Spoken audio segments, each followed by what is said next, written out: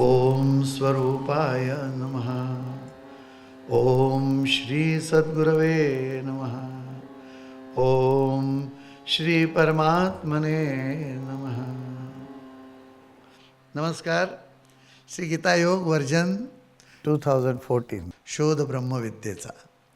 आणि आज आपण या ठिकाणी 18व्या अध्यायातला दुसरा श्लोक पाहणार आहोत. दुसरा आणि तिसरा श्लोक हे जोडीने घेतलेले आहेत श्रीकृष्णांनी, परंतु त्याला नंबर 2-3 दिलेला आहे. काय श्लोक आहे? श्री भगवान उवाच काम्यानां कर्मणां न्यासं संन्यासं कवयो विदुः सर्वकर्मफलत्यागं प्राहुस्त्यागं विचक्षणाः. आणि त्याच्या पुढचा श्लोक त्याला जोडून आहे, तर त्यामुळे तोही वाचतो मी की त्याज्यं दोषविदित्येके कर्म प्राहुर्मनीषिणः यज्ञदान तपः कर्म न त्याज्यमिति चापरे. तेव्हा आपण आता त्याचा अन्वय वाचू. अन्वय अशासाठी वाचतो की संस्कृत ही मराठी, हिंदी या सर्व भाषांसारखीच आहे. संस्कृतची भीती न बाळगता प्रत्येकाने गीता वाचावी. जवळजवळ 80% शब्द मराठी हिंदीतलेच असतात आणि थोडंसं ग्रामर वेगळं असतं, परंतु बाकी काही फरक नाही. या ठिकाणी पहा काय म्हटलं आहे, कवयः. कवी हा शब्द माहिती असतो, पण कवी हा काय, त्याला पंडित या अर्थाने संस्कृतमध्ये म्हणतात.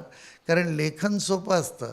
ते एवढं सगळा फापट लेखनाचा पसारा छोट्याशा 4 कडव्यांमध्ये पाहतो ना. पण आता गाणी असतात, चित्रपटामध्ये जी गाणी येतात ती एवढं मोठं सगळं काय सांगायचं ते त्या 2-3 कडव्यामध्ये सांगून ते काव्य जे असतं ते खूप सारं मनोगत आणि आपलं हृदय जे असतं ते प्रगट करतं. म्हणून त्यांना पंडित म्हटलं आहे. काम्यानां कर्मणां. कर्मशब्द तर माहिती आहे. कामी, काम, काम हे सगळं आपल्याला माहिती असतं. प्रत्येकजण काम करतच असतो.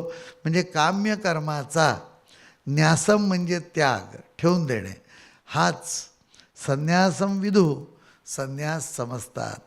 म्हणून हा अक्षरशः अत्यंत महत्त्वाचा श्लोक सर्व गीतेतला.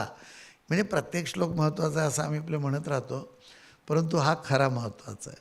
आणि तुम्हा सर्वांना किंवा प्रत्येक संसारी जीवाला, संसारात लग्न कार्य करून राहणारे जे आहेत, मुलं बाळं, एकटे राहणारे असोत, कोणी असोत, सगळ्यांसाठी हे महत्त्वाचं सांगितलं. कारण संन्यास हा खूप महत्त्वाचा.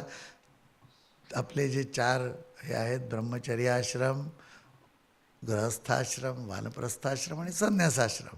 आणि तिकडे मग संन्यासाश्रमामध्ये शेवटी समाधीचा अनुभव. तर हे जे काही आहेत आणि आपण जे चतुर्विध पुरुषार्थ म्हणतो त्याचा शेवटला सुद्धा अशा दृष्टीने जर पाहिलं आपल्याला, तर संन्यास महत्त्वाचा. घाबरून जातो आपण. म्हणजे मला आमच्या वडिलांना, आमच्या त्या गुरूंनी सांगितलेलं की तुझा मुलगा माझ्या झोळीत दे आणि त्याला मी संन्यास देणार. तर ज्या वेळेला मला संन्यास द्यायची वेळ झाली तेव्हा ते गुरु नव्हते, त्यांनी शरीर सोडलं होतं. त्यामुळे मग त्यांना पुन्हा विचारलं की करायचं आहे काय, तेव्हा काही नाही, अवधूती संन्यास घ्या. म्हणजे काय की संसारात राहा, सगळं करा, परंतु काम्यानां कर्मणां न्यासं संन्यासं विदुः. तेव्हा काम्य कर्म जी आहेत तेवढं सोडली तर खूप असतं आणि ती आपल्या सगळ्यांना शक्य आहे. काम्य कर्म म्हणजे तुम्हाला एकदम मनामध्ये काम आणि कामवासना आणि लैंगिक क्रिया याच्याशी काही संबंध असेल असं नाही. अर्थात सर्व कर्माचं ते अत्युच्च कर्म आहे. अत्युच्च अशा दृष्टीने की शक्ती जास्तीत जास्त खर्च होते आणि मनुष्यातली जो त्राण प्राण तो सगळा कमी होतो. असं जे सेक्सचं कर्म असतं म्हणजे स्त्री पुरुष संबंधाचं, त्यामध्ये काम हा फार जोरदार. तुम्ही जर मेडिकल पुस्तक उघडून पाहिलं तर किती कॅलरी खर्च होतात याचं एक टेबल असतं की इथून तिथे चाललं तर चालण्यात किती, बसण्यात किती, पोळी खाण्यात किती वगैरे. तर त्यामध्ये काम्य कर्म म्हणजे जे आपण लैंगिक कर्म समजतो त्यामध्ये अति कॅलरीज खर्च होतात. म्हणजे ते डोक्यात येणं, काम म्हटलं की आपल्याला तोच काम वाटतो, पण तसं नव्हे. काम्य कर्म म्हणजे ज्याची वासना. आता काय होतं की अधोरेता मनुष्य असला तर त्याची वासना तृप्त होत नाही. तृप्त झाली नाही की ती वासना चिकटून जीव नंतर मरणोत्तर फिरतो, पुन्हा पुन्हा जन्म घेत, पुन्हा पुन्हा जन्म घेत ती चालू राहते. पण सर्वात जास्त वासना राहतात अन्नामध्ये.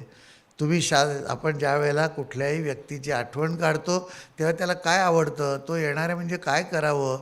श्राद्धामध्ये आमच्या आजीला काय आवडत होतं, आईला आमच्या आमरस आवडत होता, तर श्राद्धाला द्या, अशा तऱ्हेने जो विचार करतो. अन्नात जास्त वासना असतात आणि अन्नापेक्षासुद्धा ज्या वेळेपासून माणसाला पैसा खाता येऊ लागला तेव्हापासून पैशात वासना आली जास्त जास्त, आहे ना. त्यामुळे तो एक खाण्याचाच पदार्थ झाला ना. म्हणजे हे सकाळी आम्ही आमच्या इथे सुद्धा सुगरण वगैरे कार्यक्रम चालतात आणि मग ती खाऊन म्हणते की वा वा वा. पण या वापेक्षा जेव्हा तिला तिचं मानधन मिळत असेल तेव्हा ती जोरात वा वा म्हणत असेल. त्यामुळे गंमत अशी की काम्य कर्म म्हणजे ज्याची वासना राहील असं कुठलंही कर्म. तो वासना राहील असं कर्म केव्हा वासना राहील की जेव्हा तुमची तृप्ती होणार नाही. तृप्ती का होणार नाही, तर तृप्ती अशामुळे होणार नाही की एक तर तुमची कॅपॅसिटीच नाही. समजा मला एक 200 किलो वजन उचलता येते, 500 ठेवलं की मी धाडकन पडणार खाली. म्हणजे मला जे करता येत नाही किंवा मला जे जमणार नाही, उद्या मी निवडणुकीला उभं राहिलो तर काय होईल, माझी तृप्ती नाही होणार, मी पडणारच. तुम्ही देणार का मत. सांगायचा हेतू काय की भलत्याच इच्छा ठेवल्या माणसाने की स्वतःकडे न पाहता. काही कोणी म्हणाल की मी तर डॉक्टर होणार, म्हटलं इथं आरशात पाहून घे. आमच्याकडे आले, मला थेरपिस्ट व्हायचं आहे, मी मसाज देणार. इकडे आय काय करताय, म्हटलं की मनगटात ताकद नाही, तू कुठला मसाज देतो. ताकद पहा की स्वतःची, मग ठरव तुझ्या काय इच्छा आहेत त्या. प्रत्येकाला डॉक्टर व्हायचं आहे, नट व्हायचं आहे, नट्या व्हायचं आहे. अर्थात नटी कोणाला होत आहेत, परंतु वासना अपूर्ण राहिली म्हणजे झालं. प्रॉब्लेम आला तर संन्यास सिद्ध नाही व्हायचा. तर तुम्ही आपल्याला न जमणारी इच्छाच केली नाही की काम्यकर्माचा त्याग झाला. तुम्ही ऑफिसला जायचं, 4 पैसे मिळावे, इन्क्रिमेंट मिळावं, घरी आल्यानंतर छान गरम काहीतरी प्यायला मिळावं, चहा मिळावा, जेवण छान असावं, प्रत्येकाला छान रुबाबदार नवरा मिळावा, बायको मिळावी, याला काम्यकर्म म्हणत नाहीत. ह्या तर कर्तव्य कर्मातल्या इच्छा, त्या तर परमेश्वरानेच आपल्याला ते करायला सांगितलं आहे. तिथं ड्युटी दिली आम्हाला की हे तुम्ही केलं नाही तर मग गेला कशाला पृथ्वीवर, पाठवलं होतं काय आणि केलं काय. तर ह्यांना काम्यकर्म म्हणत नाहीत. घाबरून जायचं नाही काम्य म्हटल्यानंतर. संन्यास कशाचा घ्यायचा की ज्या गोष्टी मला जमत नाहीत त्या यापुढे करायच्या नाही, त्याची इच्छाच करायची नाही की हे आपलं काम नाही, सोडून देतो. आमच्याकडे आमच्या मुलांच्या लग्नाच्या वेळेला एका मोठ्या नटीची पत्रिका आली. तर मी म्हटलं की आम्ही काम्य कर्म करत नाही.